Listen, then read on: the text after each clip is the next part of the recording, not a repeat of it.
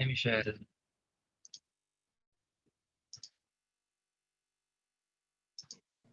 Sorry, I was muted. Okay ba yung audio ko? Hindi mahangin? Hindi naman Tagaytay levels, pero medyo Okay. echoey siya. Echoey?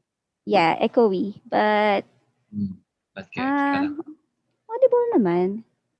De, pero irritating yung echo. Not really. I Yan, mean, mas okay na ba yan? May difference ba? Parang wala, sir. Yan, meron ba? You can have a listen if you like. Baka naman ako lang yung picky. Sige, okay lang siguro. Yeah, pero loud and clear naman from my end. Okay. Side by side. We are just waiting for Sir Chris Ron to come on board. Okay. So, paano yung... Teka lang. Narinig na pala ako, no? May mga estudyante na pala. Yes. Hi, everyone. Hi, everyone. Akala ko tayo na yung nag-uusap. Vlogger. Pero these are all the 190 students. We're actually streaming right now. Sa YouTube? So live to? I should have. Yes, so, it's live. Akala ko 2:30 po And, mag-start yun. Okay, sige. Well, I should okay shut up naman. now. Sige. Not really. Not really. So, Sir Chris Ron's waiting for a couple of, tumawad na a couple of minutes before he joins us. So, yeah.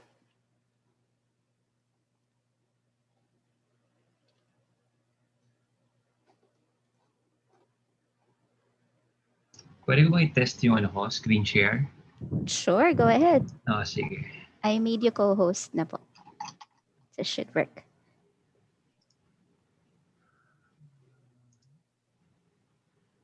Okay.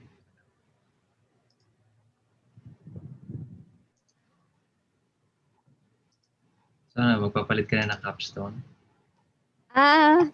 Tignan natin, sir. Baka after this talk. After nito, hindi na. Ayun yung sabihin ko eh. No, hindi naman. After nito, mag-stick ka na lang sa capstone mo. Po.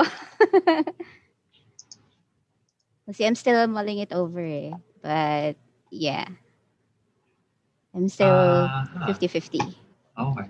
It's not sharing, sir? Hindi ko pa nang-click yung share. Okay, so, cool. I thought I should stop the actual presentation. Okay. Saan na yun? Close ko lang yung ibang terminating windows. Yeah.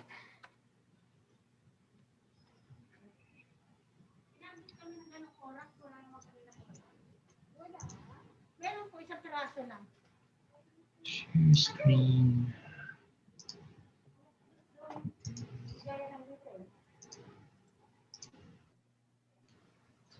Yan, okay na. There. Cool. Yeah. Okay. Okay. I can see it. Stop ko na muna. Okay. Very well then, very well. Okay.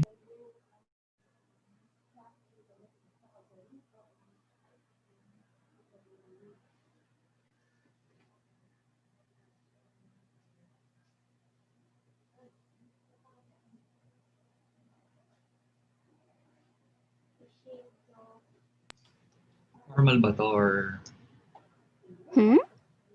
Kailangan ba formal ito? Oo naman. Masisira ba yung image ng Tripoli kapag... pag nag-TikTok kayo, sir, hindi naman masyado.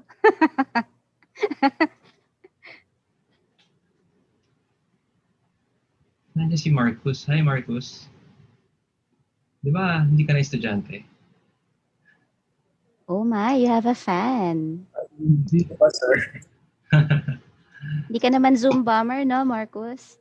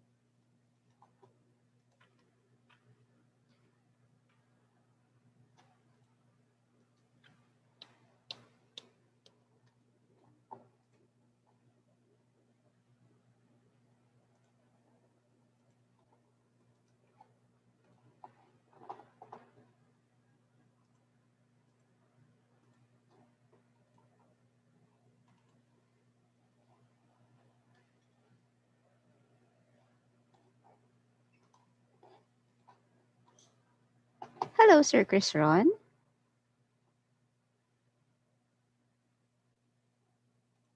I'll make you co-host now. There you go.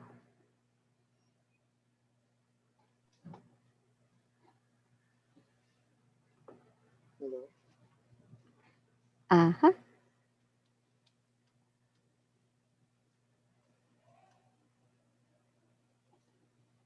Sige.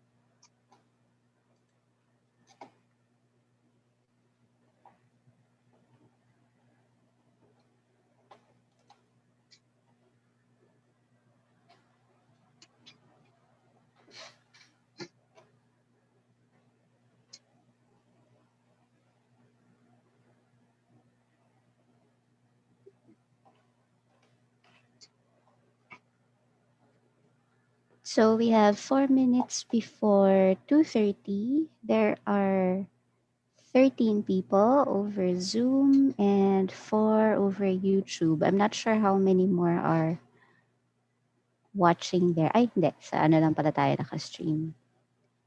Sa YouTube lang pala. Hindi simulcast.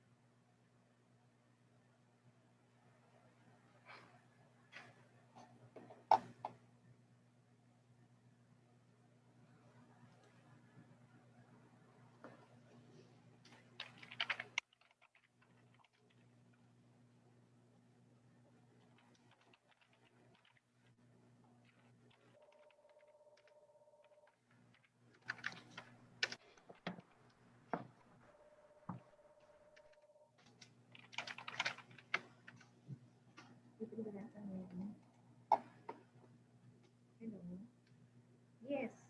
Yes. Wala siya. Sino to? Email mo na lang, ma'am. Email mo. Oo. Deron at triple-E. .upd.edu.ph.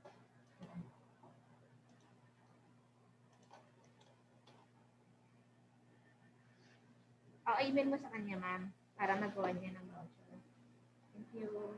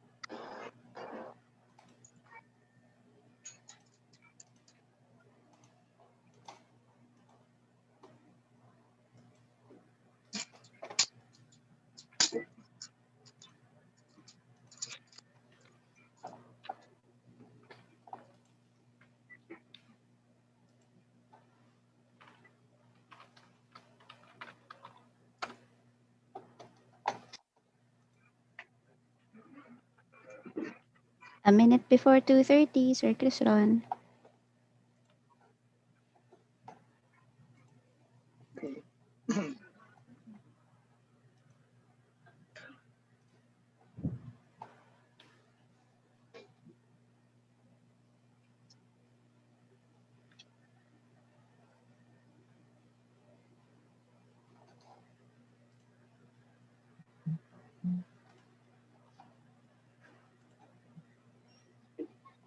Hello, ma'am. Malinaw naman yung audio ko.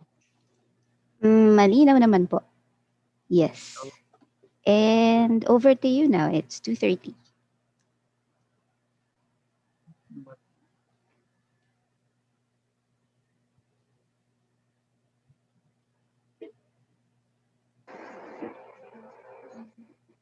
Ayan. Clear naman, clear. Yep, loud and clear. So sige, 2:30 na, and good afternoon, students.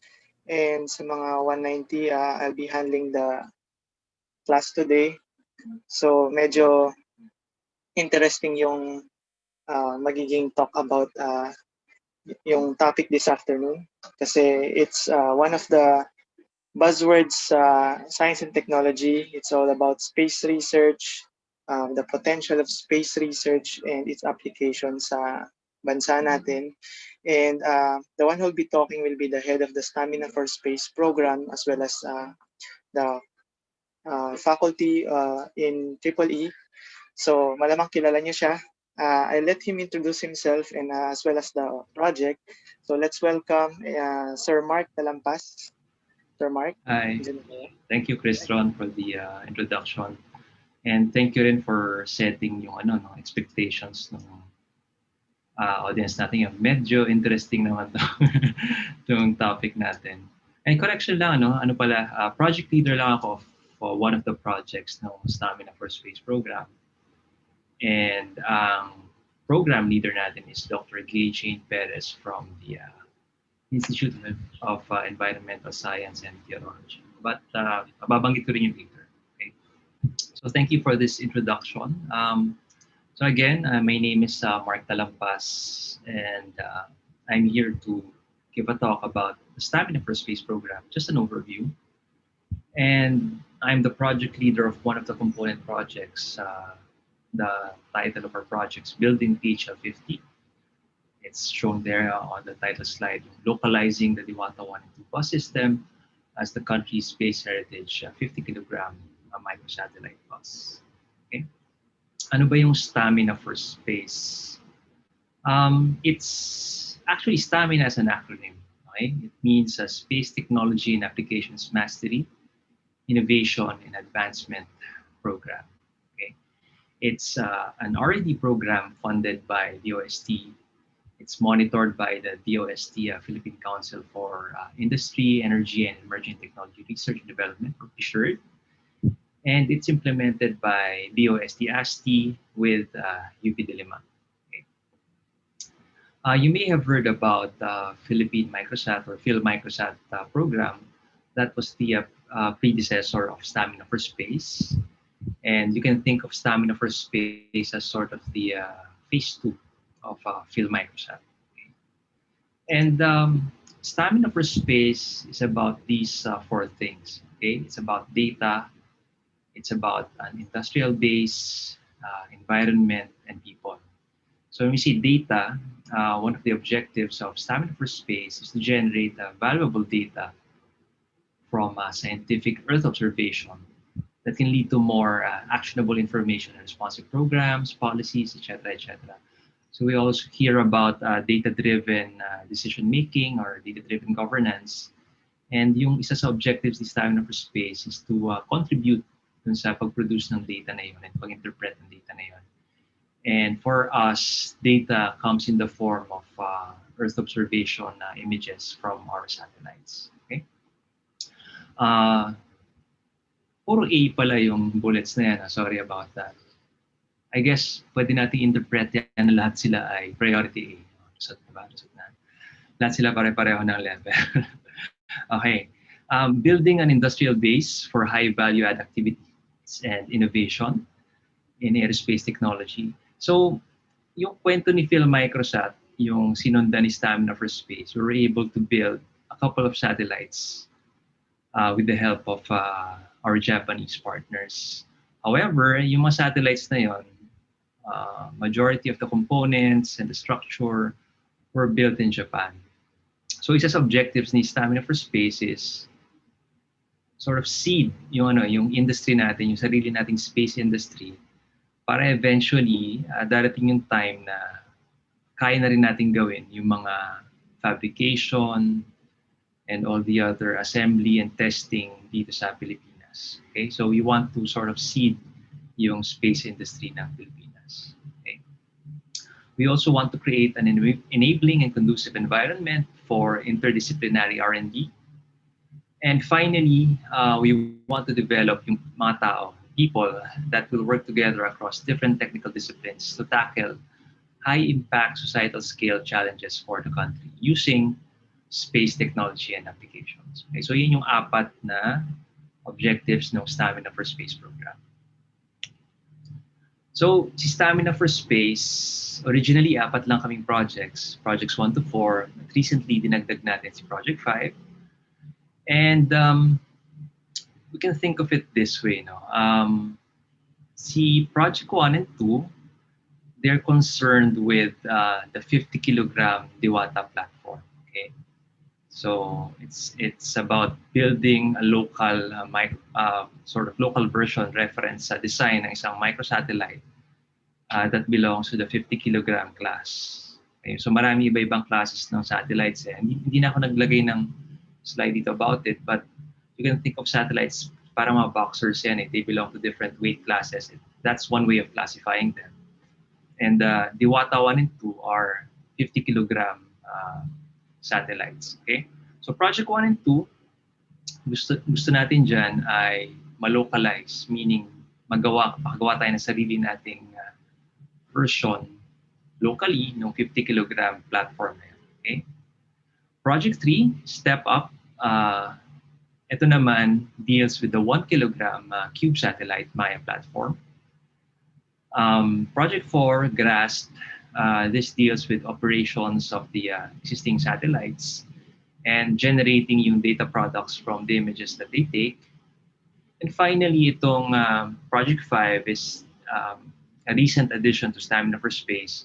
It studies the possibility of using an industry-accepted platform na mas mabigat, but in some ways is more capable than the 50 kilogram platform. Of course, magkakaroon tayong debate about sino mas okay, 50 kilograms or 100, 120 kilograms. May kanya-kanya advantages and disadvantages yung both, but I will not talk about it in this talk. Okay? Another way of looking at yung 5 project na to ng STAMINA4Space, aside from kung anong klase ng products or platforms yung ina-handle nila, is to think of Project 1 and 2 as the experimental projects. Ito yung projects natin kung saan pwede tayong mag-experiment, maglaro, mag-try out ng mga bagong bagay.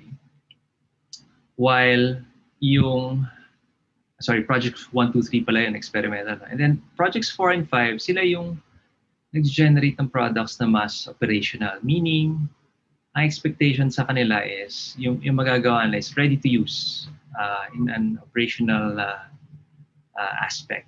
Okay? So yung data na magagawa nila, actionable na kagad or magagamit na kagad. So yung next few slides are just some photos of to give you an idea kung ano talaga yung ginagawa ng mga different projects. No? So unahin nga natin yung si Optical. Ang formal na name niya is Optical Payload Technology In-Depth Knowledge Acquisition and Localization. Again, Optical is an acronym. And it aims to design and develop a scientific and operational optical payload with agricultural monitoring as its primary mission. To sum it up, kung gagawa tayo ng local satellite, yung kanya magiging payload is yung camera, yung optical payload na gagawin itong Project 1. It's implemented by the National Institute of Physics under the direction of Dr. Maricor Soriano. Project 2, and this is the project that I lead, is PHL-50. Kung si Optical, siya yung gagawa ng camera for the future satellite, kami, or tayo, as EEE, yung gagawa ng mechanical structure as well as the electronics that will support that payload. So tawag sa atin, tayo gagawa ng bus. Yung bus kung saan sasakay yung payload na gagawin ni Optical. So everything from yung electronics, from yung structure, from yung power, from target pointing, etc., etc. Those are things na ginagawa ng bus na isang satellite. Okay? And for PHL-50, ang gusto natin mangyari is we want to sustain yung mga natutunan natin, yung gains na nakuha natin from the PhilMicrosat program through Diwata 1 and 2. And our objective is to develop yung reference bus platform na flexible. We can cater to various satellite components and missions. Okay? So if we have that, pag meron na tayong sarili nating reference platform, we become more equipped to respond to challenges requiring space technology solutions in a cost-effective manner. Okay? So think of the bus na parang PC. Okay? Meron siyang CPU, meron siyang peripherals, meron siyang ports kung saan pwede ka magkabit ng iba't ibang peripherals. Si optical, yung camera nila, siya yung isasaksak mo rin sa PC na yan. And si PHL-50, ang job niya is to design that bus para ma-survive niya yung launch, ma-survive niya yung harsh na conditions in space to keep the payload operating. Okay? So dito naglagay ako nilang photos na hindi naman enabling yung photos na to. Kung may makita nito, hindi naman nila mauulit yung ginagawa natin. But just some samples of what we're doing. I'm sorry, ginalaw ko yung. Yan, okay. So these are just the schematics and layouts of the stuff na ginagawa natin. So SGM is a solar geomag module. It's for sensing yung kung nasan yung sun, tsaka ano yung magnetic field na naranasan ng ating satellite. And it guides the satellite kung, it tells the satellite kung nasaan siya in space. Okay? Depende kasi sa location niya sa kanyang orbit, syempre, iba-iba yung mararanasan niya sunlight and magnetic field. So, yun yung ginagawa dito. STM, we also have what's known as utak. Utak is, from the name itself, siya yung inisip namin utak ng satellite or central unit ng satellite natin. Okay? We're also building our own version of a star tracker. And ito are pictures of our team, I think sa Science Complex, using yung cameras to take photos of stars. And based on sa photos of stars na yon, it's a way for the satellite to know saang direction siya naka-orient. And importante yun kasi, for example, kailangan yung antenna ni satellite oriented in a certain way para makausap niya yung ground station on the ground, di ba? Para makapag-download ng data and makaman siya. So, gumagawa tayong sarili nating version ng Star Tracker. And on the lower right naman, dyan, prototype natin yung communications between different modules no binubuo nating bus. And meron tayo sa lab ng kopya ni Diwata 2 engineering model. At kinakausap natin yung Diwata 2 model na yun using yung custom natin na electronics. So exciting stuff, no? So kung EEE ka, maging at home ka talaga rin sa ginagawa ng project na to. But hindi lang EEE ang meron sa project na PHL-50. We also have mechanical engineers kasi nga yung structure is part din ng ginagawa ng PHL-50. No? So ito are just some concepts of the payload-centric PHL-50 bus. When we say payload-centric, from the name itself, nakasentro yung payload. It has to do with ensuring na yung center of gravity rin ng structure natin is medyo nakagitna rin. And also, it's parang a nod to how satellite or space missions are developed. Well, with space missions or missions involving satellites, ang kailangan mo talagang tutukan or bigyang pansin is yung payload because it's the part of the satellite that directly implements the mission. And everything else is secondary to the payload. So, kaya payload-centric is another way. That's another way of interpreting yung payload-centric na PHL-50 bus. So, to design this bus, magawa rin tayo ng simulations to check kung anong itsura ng vibrations niya, if you subject it to different vibration inputs. Meron tayong ginagawang topology optimization for weight reduction. And importante to, yung weight reduction, kasi gusto natin yung structure ng satellite is lightweight but still rigid enough to survive yung launch conditions, kung saan dun niya ma-experience yung extreme na vibrations, okay? But you want it to be light kasi you don't want to be paying for fuel to carry all that weight. Okay? Kasi merong parang price per kilogram na hinahabol tayo na target. And the lighter you can make the structure, the better. Kasi that mass, you can use that for other stuff. For example, additional payloads or extra batteries, etc. Okay. So much about yung Patient 50. No? Binigyan ko talaga ng extra time yun kasi yun yung project natin. Project 3, Step Up. This is also a project that's implemented by EEE under Professor Paul Jason Ko.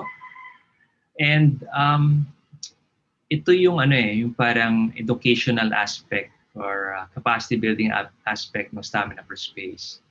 So for the MS-EE or MEEE program natin, gumawa tayo ng nanosatellite engineering track. And right now, meron tayong batch na kakapasok lang. Second batch sila nung track na ito. And ang capstone project nila is makagawa ng isang cube satellite that eventually malalaunch din nila yun. At, so, ang cool, di ba? Mag-aaral ka lang, tapos may scholar ka pa, tapos yung project mo, gagawa ka ng satellite, tapos malalaunch siya. So, yun yung exciting part about this project. Part din nung project na to is to establish yung UNISEC Philippines. So UNISEC is a consortium.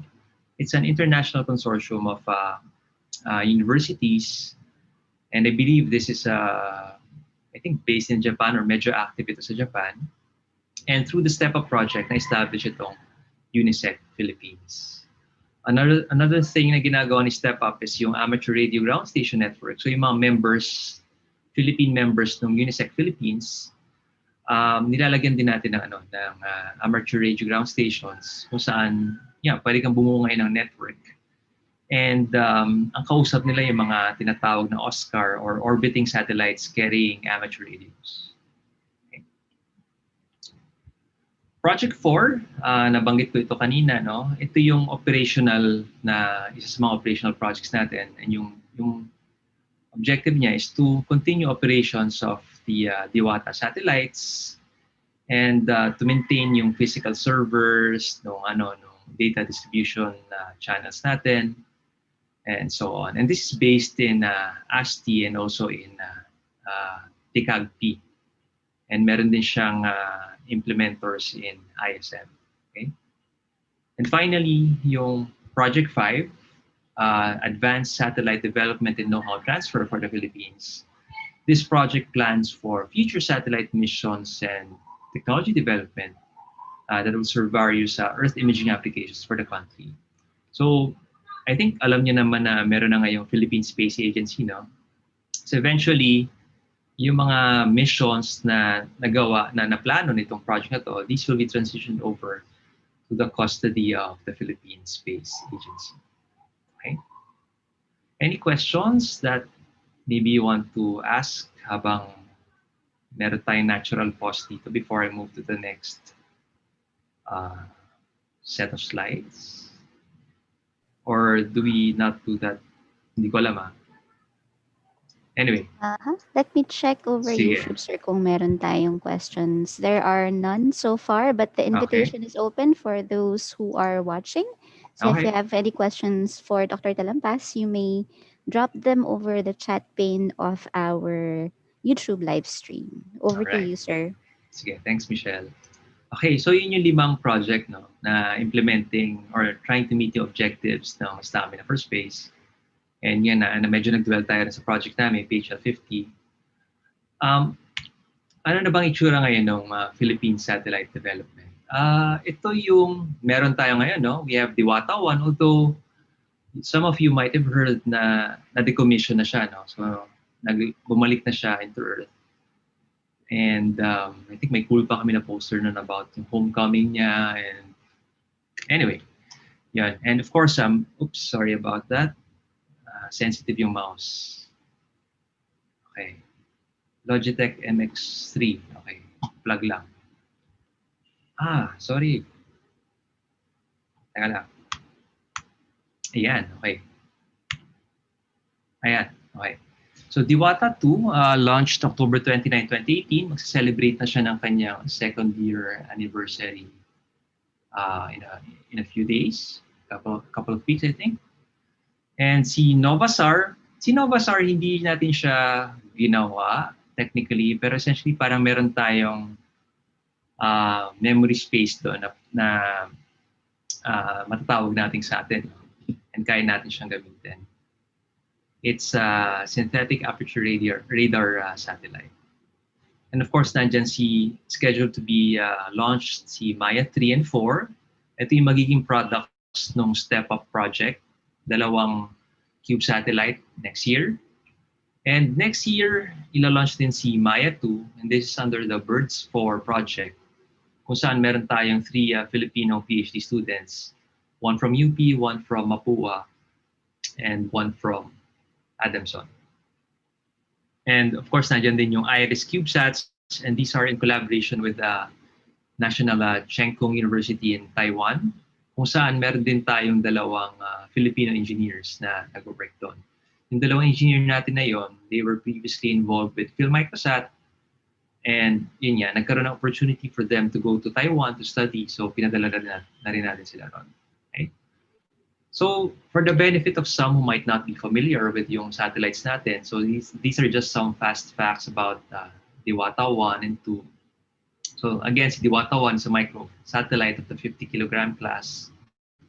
And yun nga, na-decommission na siya ng April 6, no? Pero nagtagal din siya ng since March 23, 2016, so mga 4 years din, which is not bad for a satellite na ang original na committed lifetime lang is parang 18 months. Okay, so 4 years is more than twice yung original committed lifetime Diwata 1.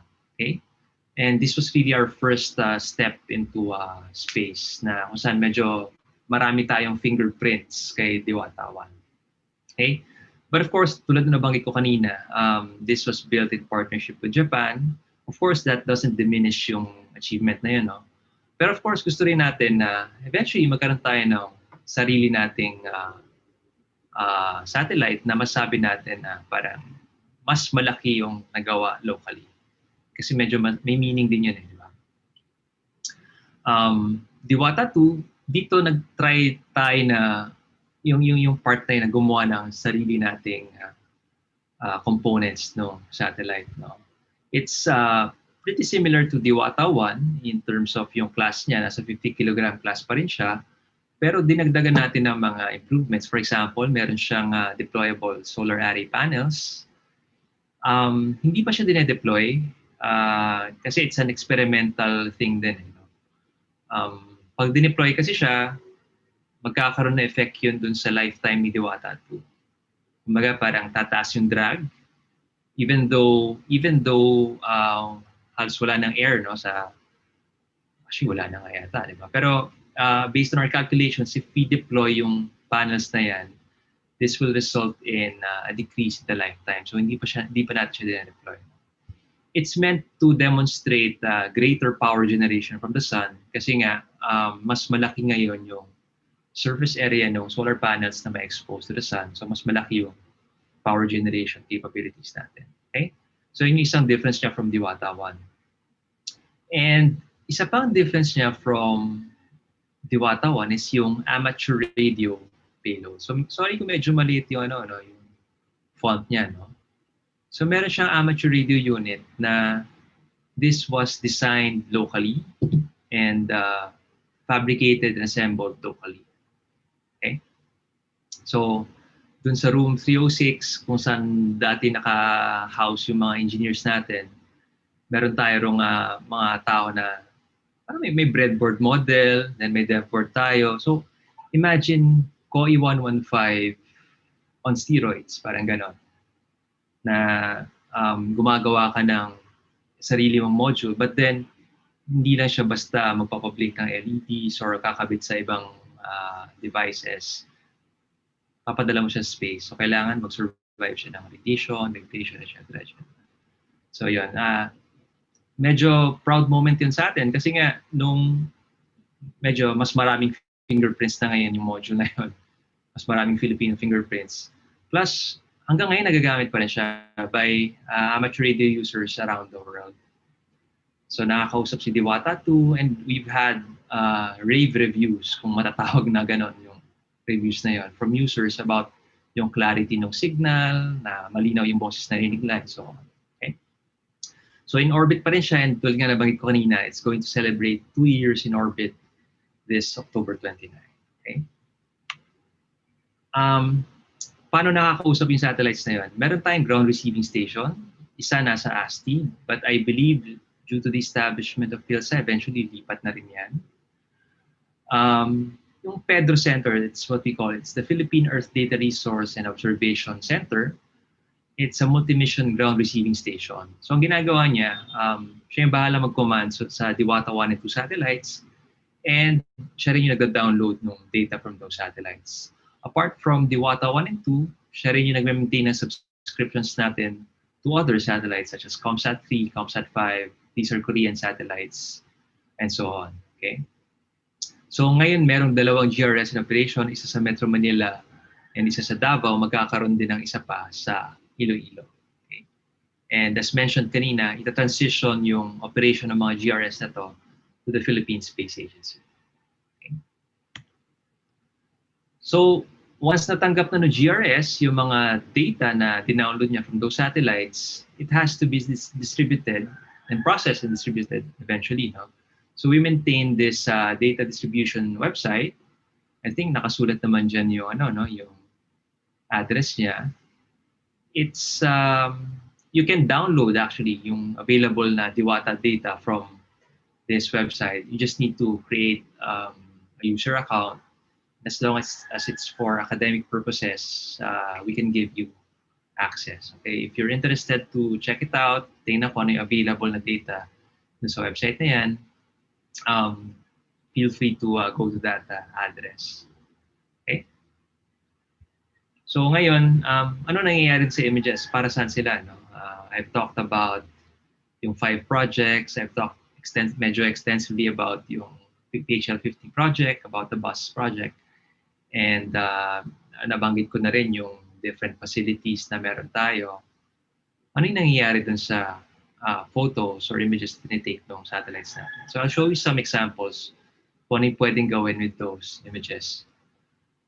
So isa, pwede nating estimate yung typhoon strength. So even though hindi naman talaga meant for sort of weather yung yung purpose ng satellites natin, may mga dedicated talaga na satellites for that. Even then, pwede natin silang gamitin. No? Meron siyang, itong photo na to, for example, is taken by Diwata 2's wide field camera, essentially a fisheye camera. Okay? And from this photo, based on yung presence ng well-defined eye and yung rain band patterns, nagawang estimate ng project yung intensity number nito, which is 4.5, equivalent to maximum sustained winds of 143 kilometers per hour. So yan yung kuha ni Diwata 2 last December 2019 using yung wide field camera. And then on this one, ito naman ay taken by Himawari 8 on December 2, 2019, a week before. No? So parang pinapakita lang nito na yung red circle, yan yung extent nung image na na-capture ni Diwata 2. Okay? This was, yung palang binanggit ko kaninang wind speed, no? Na in-estimate from this image, it was validated with Pag-asa na ang na-record nila na maximum sustained winds is 150 kilometers per hour. So this is one example of what we can do with images from Diwata. Estimate typhoon strength. Apart from that, pwede rin tayo mag-apply ng classifiers. And dun sa images na na-take natin, for example, dito, no? On the left, you have a true color RGB image with identified burned areas. And this was taken by Diwata 2 sa Spaceborne Multispectral Imager February of this year. Tapos yung burned areas na yan, na-identify sila using a support vector machine. Okay? And on this image here, in-overlay lang yung mga burned areas na yan on a base map.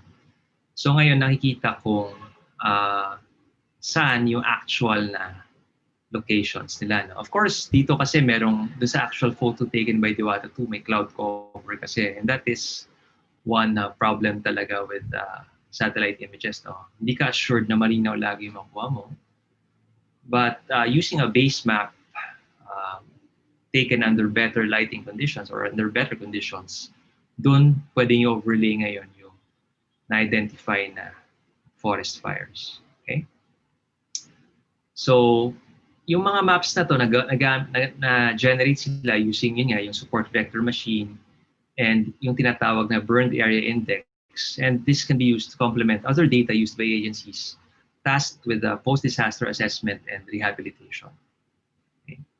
So those are just a couple of the applications. Of course, para maging sustainable yung project, so ang gusto natin after it ends, tuloy-tuloy lang, no, nag-aaral pa rin tayo, we want to establish yung academic research and instructional facilities dito sa Pilipinas. So, I think aware naman kayo na meron tayong building sa harap ni Building 2. So, we call it Ulysses. Ulysses is also an acronym. University Laboratory for Small Satellites and Space Engineering Systems. And ang idea or ang vision dito is parang siya magiging hub ng space science and technology applications research dito sa Pilipinas. It's going to be the academic hub ng ganong klaseng work. Okay? So yung photo na pinapakita are the step-up scholars, yung graduate students natin of the step-up project. And ginagamit nila yung full anechoic chamber na nasa likod ng Building 2 for testing the antenna radiation patterns nung ginagawa nilang cube satellite. Okay. Dito naman, pinapakita yung top floor nung Ulysses 1, yung building sa harap natin. And this houses yung different equipment natin for testing and prototyping yung ating bus and other satellite components. Excuse me. So dyan makikita natin, meron tayong thermal vacuum chamber. So ang idea is, since yung space is vacuum, gusto mong mat-check yung electronics mo kung magsusurvive ba siya in a vacuum. Para, syempre, gusto mong mag-survive siya. Nandyan din, meron tayong clean booth kung saan nandun yung engineering model ni Diwata 2. Hindi nakikita masyado rito, no, pero meron diyang air-bearing system kung saan nagsisimulate siya ng weightlessness in space, yung low gravity condition. So, meron kang thin cushion of air. Kung nakapag-time zone pa kayo before yung lockdown, di ba merong game na ng air hockey? So, parang ganun, may binubugang thin cushion of air, tapos dun mo papato ngayon yung stable satellite mo. So ngayon, meron kang low gravity environment kung saan pwede mo ngayong i-test yung tinatawag na attitude control systems mo. Okay? And of course, prototyping equipment, and nandito yung gamit ng amateur radio satellite station natin. Of course, meron din tayong mga workspaces for our researchers. Ito naman is the Optical Payload Laboratory. This is located at the National Institute of Physics. And ito yung ginagamit ng optical project natin, okay, for building their camera or payload.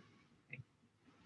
So nabanggit ko na kanina, no, sorry, recap, no, para hindi lang natin makalimutan. So I've talked about the 4 projects, what it's about. yung applications ng images, yung Diwata 1 and 2, tsaka yung ating roadmap for the satellites. Ang hindi dapat natin kalimutan with programs and projects like this, it's really not about the satellite, it's not about the facilities, it's not about the images even, or the applications, it's about the people. So, yung mga ganitong project are really capacity building projects. You want to, sabi nga, di ba? Teach a man how to fish. So, ito yung fishermen and women ng STAMINA4Space. Medyo dated na yung photos na to, no? Hindi ko makagilap yung medyo bagbagong version niya. Pero marami eh. Sa 5 project na yon, I would say we will number up to siguro mga at least 80 people in the program. Okay. Sa EEE pa lang ang dami na natin. Parang nasa halos 30 or 40 yung yung engineers combined dun sa Step Up and PHL 50. Or I may be overestimating, but I hope you get the drift. No? It's not a one-man show. It's not even a 5-man show. Marami talaga yung kailangan to implement these types of project. And by nature kasi, developing satellites or building systems for space, it's a multidisciplinary endeavor. Okay? Hindi to field lang na EEE, hindi na siya basta field na mechanical engineering. Kailangan mo ng iba't ibang klaseng tao to be able to pull this off. So ito yung, I hope this captures yung diversity ng mga tao sa STAMINA4Space and Field Microsat. So some of us have degrees in EEE, ECE like me, electrical engineering, cosmos science, aerospace, etc., etc., mechanical engineering, so on. Nabanggit ba rito yung, wait, hindi ko nakikita. Actually, hindi pa nga nakakover dito yung yung communications. We also have staff that deal with the communications aspect. And by communications, mass communications. How do you communicate yung objectives, yung products, yung outputs, yung ideas ng project to the masses? And masasabi kasi na yung mga space, yung ganito, satellite system, space missions type na project, these are big ticket items and somehow you need to justify lagi to the public na this is worth doing. And one way to do that is to communicate properly. So may mga communicators kami, mga staff tayo na yun ang ginagawa. How do you communicate kung ano yung ginagawa ng project to the public? And that's a very important component, science communication. Okay?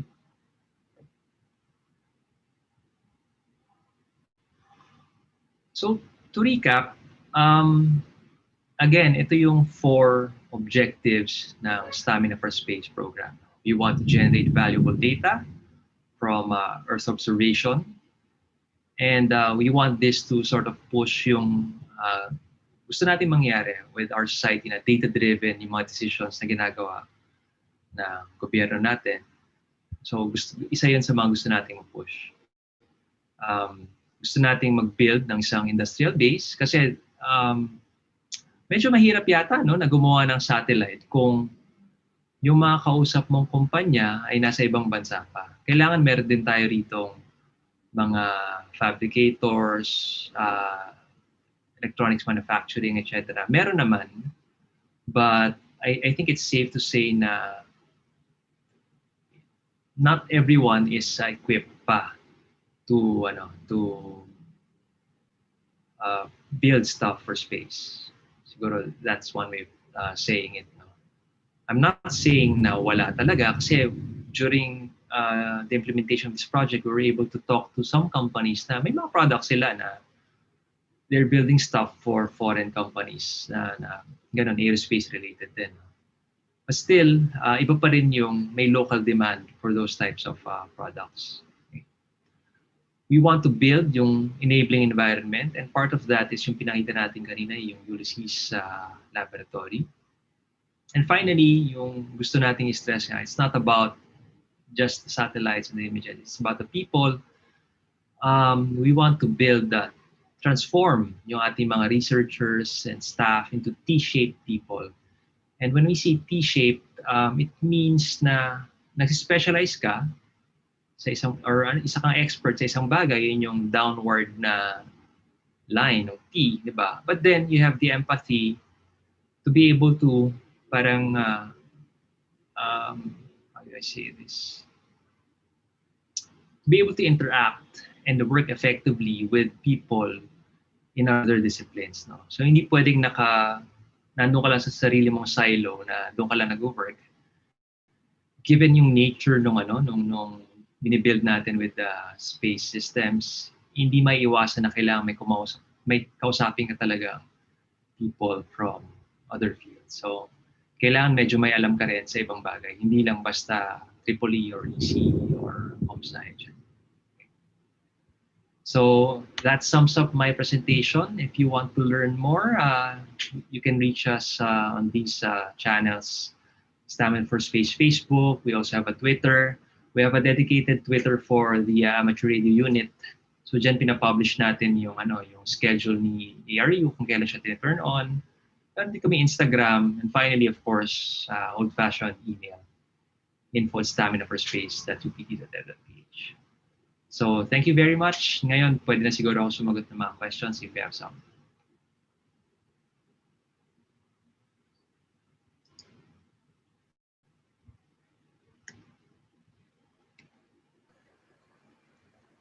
Hello, good afternoon, students. May mga questions ba kayo for Professor Marc Talampas?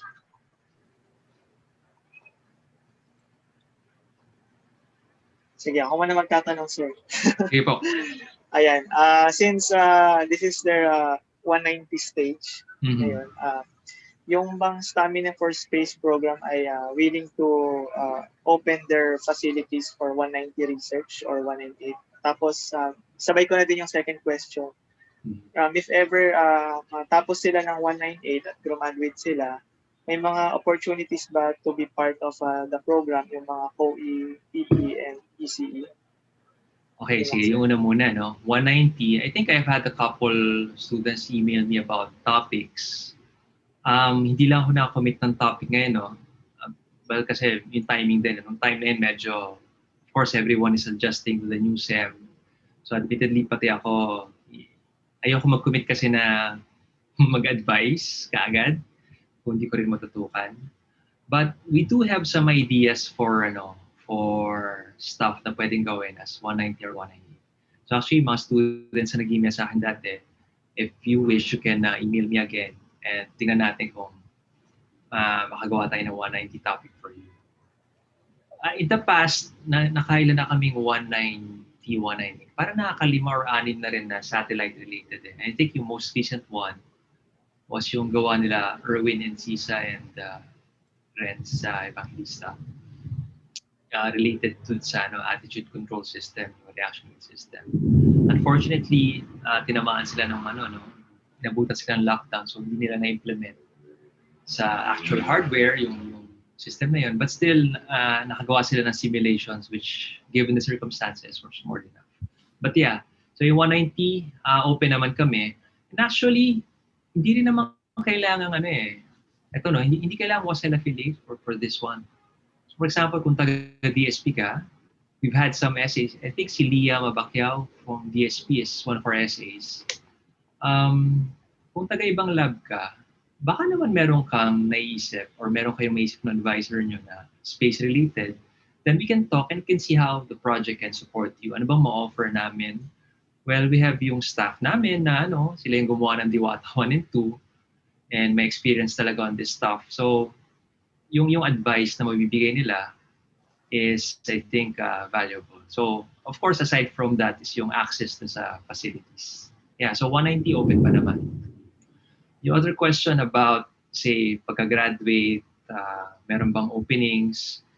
For the current project, medyo puno na, no? Puno na siya. Kasi nga, it's, for example, PhD 50, nasa year 3 na kami of a 3-year project, so nasa final year na kami. So, as far as our project is concerned, wala na. But hindi naman natatapos yan eh. May kasunod pa yan. May kasunod pa yan. So if this is something na gusto nyo talagang gawin, for example, natapos kayo ng 198 this sem, why not mag-graduate studies ka muna habang hinihintay matapos yung project namin, di ba? So yun yung ilan sa pwede nyo gawin habang naghihintay. Okay. May random question si Ms. Soriano. Sagutin ko na rin ba to? Okay. Go ahead, sir. Sabi niya, I was curious how the satellite comes back to Earth. It just falls. Gravity. Yes, gravity, the inescapable force. So, yun lang talaga siya. Parang, paano ba to? The moment you place it in orbit, hindi naman siya nag-stay talaga ron eh. Imagine mo parang slowly umiikot lang siya na umiikot. Parang toilet bowl. Sorry for the humor. Diba? Ikot na siya, ikot hanggang sa finally, sasak in na siya ni Earth. Tapos mag-burn up na lang siya. So, ganun yung nangyari kay Diwata 1. Nag-burn up na lang siya. Ganun, yun talaga siya. Yun. Okay. Sir Lawrence Quizon. Uy, familiar names ah. How does that happen kung tidally lock yung satellite tapos walang air drag? Good question. Something that I don't have an answer to right now. But I think it has to do with yung yung solar activity. Again, not the expert on this, no? And we rely on yung mga experts on this na pag sinabi lang ganun yung lumabas simulations lang. Okay. But one reason na sinasabi nila kung bakit si Diwata 1 tumagal ng 4 years instead of the original predicted 1.5 years was that na-tsempo na nung time na yun, medyo favorable yung solar activity. Kaya siya tumagal. Okay? But if you're going to ask me about yung physics noon, baka hindi ko masagot, Lawrence. Sorry. Ayan. Thank you, sir. So I'm trying to see kung may mga pumasok na tanong over our YouTube live stream and wala pa. So again, we have Dr. Talampas with us until 3:30. So if you have questions, you can still post. Kagaya ko, meron akong tanong bilang graduate student ako ng technology management. Kanina, sir, so thank you for mini consultation na rin ba ito for capstone? Hindi, just kidding. Yung kanina while you were presenting, a point of curiosity for me was when you said na isa na sa mga objective would be to sort of assemble allied industries that would support yung development ng mga innovations around space tech. So I was wondering, ano ba yung mga allied industries na yun? If I'm not sure if that's the right term. So for example, let's start with yung pinakamadali, no? And this was our experience din with Diwata 1. Nabanggit ko nga kanina, gumawa kami ng amateur radio unit, diba? Yes. It needed an enclosure na machined out of an aluminum block na space grade. Turns out, may mga companies tayo na ginagawa na yan. Meron tayong mga precision machining na companies na kayang gawin yun. So that's one. So yung structure natin for the PHL50 bus, we're looking at local companies to do the machining for us. As well as yung capabilities niya, no, ni DOST, Metal Industries Research and Development Center. So meron din kasi silang equipment for that. They can also do that. Pangalawa, meron tayong electronics industry dito, di ba? Meron tayong EAPI, Electronics Industries Association of the Philippines. May mga member companies din sila na kayang tumulong. For example, PCB fabrication, PCB assembly, electrical testing, and so on and so forth. So, may kasi, no? Even though you're building something for space, yung mga components na ginagamit mo, tsaka yung processes na ginagamit mo, are also being used to manufacture products for Earth, for terrestrial use, yes, for other industries. Ang ini-impose lang talaga na conditions ng pag-build for space is yun nga, yung environment. You need to build it in such a way na kaya niya survive yung environment at launch and in orbit. Yun yung space grade. Yes. But even Alright. then, ngayon we're migrating towards commercial off-the-shelf components. Kasi now becomes a question of how much risk are you willing to tolerate. Yes. Diba? Right. Right. Kasi if we try to do everything na space grade, it's going to cost A lot. And it's not something na kaya nating i-afford. So, inaalam mo ngayon, okay, kung hindi ako gagamit ng space grade na, for example, na chip or IC, gagamitin ko itong nabibili lang from Element 14 or Mouse or RS, bigyan nyo kami ng sorry, pwede ba mag-plug? Ayun, so, kung nabibili mo lang siya commercial off the shelf, ngayon, it boils down to testing. Paano mo siya i-test ngayon? Ano yung testing protocol mo in such a way na medyo may assurance ka na gagana siya for the lifetime na na-imagine for your satellite. Right. So those are the types of industries that we're talking to right now. Sige, and right now, sir, meron bang nag-occupy ng role as kind of like an aggregator, like an institution or anyone who deals with these different stakeholders in order to support your operations, or do you do that yun yung isa sa ginagawa namin as parang project-based siya. So parang ngayon walang aggregator. Alright. Sige. Sir Chris Ron, I think we have a couple of questions sa chat natin. Okay, sige. Okay lang, ako na. Oh. Sir, you mentioned po na hindi pa na-deploy yung wings ni Diwata 2. Is there a plan na deploy po yun eventually from Francis? Yes. Siguro pag towards the end of Diwata 2's lifetime na, pag medyo yung orbit niya siguro, kasi nag-start siya at 600 kilometers na altitude, around that altitude. Siguro pag nasa mga 350 na lang siya, siguro around that altitude pwedeng i-deploy yung wings. Pero gano'ng katagal pa yun? Medyo matagal pa siguro. Kasi ang na-imagine namin na lifetime ni Diwata 2 is 5 years, is when pa tayo nakakalahati. Then another question from Robert Alan Pesa. Magkakaroon din ba ng direct undergrad engagement with the projects this acad year? SA roles, courses, yung SA, alam ko may SA kami, hindi pa ikaw isa kasama sa SAs or familiar yung name mo eh. Di ba? Pero alamin ko, ganito na lang, if anyone is interested in applying for an SA position, email lang kayo sa akin or email kayo sa pinangita ko kanina address. Siguro pwedeng i-type na lang din info@STAMINA4Space that will be the end of the page. Right. So tanong lang kayo. Okay, may sasagot dyan.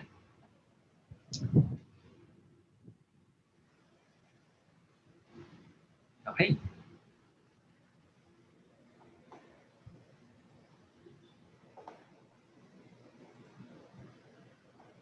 So yeah, taking a look at the YouTube feed again. Note takers from our 16 viewers. Mukhang ang klaro-klaro daw ng presentation ni Sir Marc. Ganun ba? Matakas yung solar activity ngayon dito sa amin. Oo nga, napansin ko nga po eh. Okay. Mulan ba dyan, sir? Umuulan na dito sa QC. Yes, mauulan na soon. Yes, I think kung wala nang questions, available niyo namang kontakin si Sir Marc and yung team sa STAMINA4Space, right, Sir Marc? Yes. After this, yeah. Basta mag-email lang kayo. Email lang.